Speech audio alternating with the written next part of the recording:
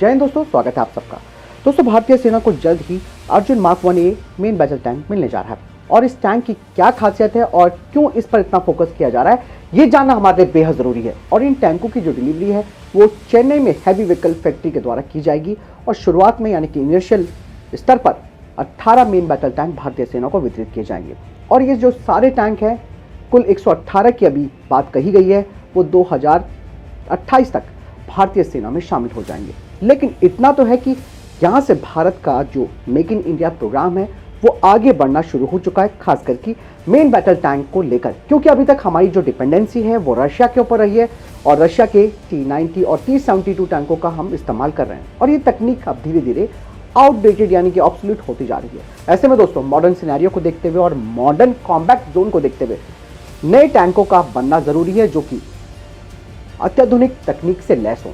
और ऐसे ही Arjun mark 1A main battle tank में किया गया है। और इस टैंक में दोस्तों एक computer controlled fire control system लगा है, जिससे कि टैंक रात हो या दिन में अपने लक्ष्यों को भेज सकता है। और यही नहीं, इस टैंक में दोस्तों 360 डिग्री का एक व्यू होता है, जिससे कि युद्ध के मैदान में जो चारों तरफ इसका जो कमांडर है वो देख सकता है। और यही नहीं, इस टैंक में ऑटोमेटिक टारगेट ट्रैकर भी लगा है और इस ऑटोमेटिक टारगेट ट्रैकर के माध्यम से टारगेट को ट्रैक करना बेहद आसान हो जाता है। और ये नहीं, इसके अलावा अर्जुन MK1A टैंक में रिमोट कंट्रोल वेपन स्टेशन लगाया गया है, जिससे कि ये जो टैंक है वो नज़दीक के टारगेट को आसानी से खत्म कर सकता है।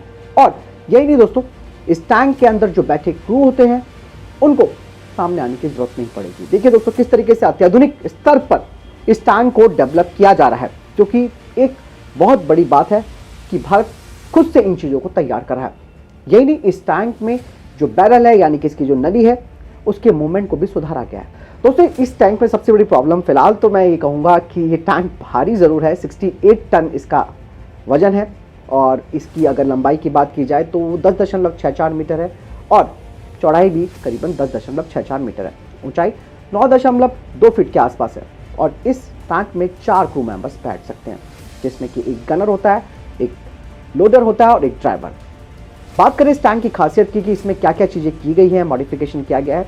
इसमें दोस्तों एरा, नेरा और कंचन कवच लगाया गया है, जिसके बारे में अभी तक इसकी जो खासियत है उसके बारे में खुलासा नहीं किया गया है और होना भी यही चाहिए। और अर्जुन MK1A टैंक के ऊपर 12.7 mm की NSB मशीन गन लगाई गई है।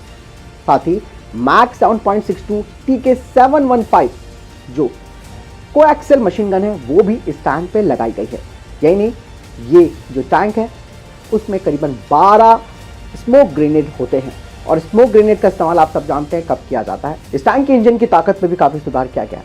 इसमें करीबन 1400 हॉर्स पावर तक की ताकत देने वाला जो एक इंजन है वो लगाया गया है और इसका ग्राउंड क्लियरेंस 1.8 फीट का है, यानी कि अच्छे से अच्छी बाधाएं ये पार कर सकता है। टैंक की अगर फ्यूल कैपेसिटी की बात की जाए तो इसमें करीबन 1610 लीटर का ईंधन आता है और एक बारी में ये जो टैंक है वो 450 किलोमीटर की दूरी तय कर सकता है। इस टैंक की जो अधिकतम स्पीड है वो 70 किलोमीटर प्रति घंटा है, लेकिन क्रॉस कंट्री के लिए इसकी जो स्पीड है उसमें कॉम्प्रोमाइज़ करना पड़ता है, वो 40 किलोमीटर प्रति घंटे के आसपास है। तो कुल मिलाकर बात साफ हो जाती है कि भारत अपने अर्जुन मार्क 1A टैंक में काफ़ी अत्याधुनिक चीज़ें इंस्टॉल कर रहा है, जो कि मॉडर्न वॉरफेयर के हिसाब से बहुत ज़्यादा ज़रूरी हो जाता है। वजन को लेकर थोड़ी सी चिंता ज़रूर बनी हुई है, इसीलिए दोस्तों भारत जोरावर लाइट टैंक के ऊपर फोकस कर रहा है। और जोरावर लाइट टैंक की अगर मैं बात करूं तो ये जो टैंक है वो स्पेशली हाई एल्टीट्यूड वाले जो टेरेंस है, खासकर के लद्दाख वाला जो एरिया है उसके लिए तैयार किया जा रहा है। और ये जो जोरावर टैंक है उसमें कई तरीके की जो चीज़ें हैं यानी कि मॉडिफिकेशन है वो भी किए जा रहे हैं, ताकि ये कॉम्पैक्ट टैंक हो, साइज़ कम हो और इसकी जो मारक क्षमता है वो बढ़ी हुई हो। क्योंकि हमने चाइना के टैंकों को काउंटर करना है। लद्दाख में अगर कोई इशू आता है, वहाँ पर हमने भले T-72 और T-90 टैंक तैनात कर रखे हैं, लेकिन वो इतने ज़्यादा इफेक्टिव नहीं है। उनकी जो मोबिलिटी है उसका इशू सबसे ज़्यादा यहाँ पर आता है। तो भारत सरकार फोकस कर रही है लाइट टैंक्स पर भी, लेकिन साथ ही साथ T-72 और T-90 का एक कॉम्पिटिटर भी भारत ने उतार दिया है, वो है हमारा अर्जुन MK1A टैंक, क्योंकि मेन बैटल टैंक है, देश का टैंक है, स्पेयर पार्ट्स की कोई दिक्कत नहीं आएगी। भविष्य में हमें किसी पर डिपेंड रहने की जरूरत नहीं पड़ेगी, खास करके टैंक के मामले में। फिलहाल इस सबको देखते हुए आपको क्या लगता है मुझे कमेंट सेक्शन में लिखकर जरूर बताएगा। मैं वीडियो के साथ वीडियो को लाइक जरूर कीजिएगा, शेयर भी कीजिएगा। जय हिंद, वंदे मातरम।